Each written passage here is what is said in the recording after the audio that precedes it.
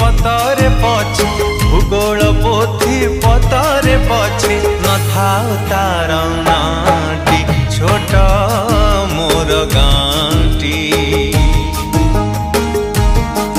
छोट मोर गाँटी।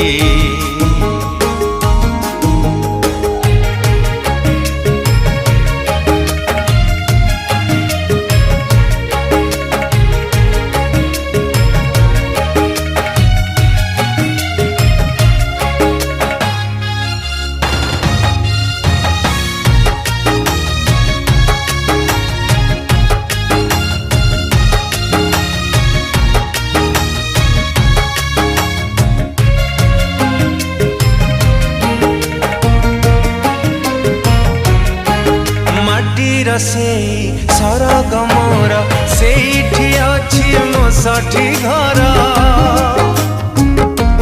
हो माटीर से सरग मोर सेठी अछि मो साठी घर जली बपुणी सेठी से जली बपुणी सेठी से मोहरी चितानियाटी छोट मोर गाँटी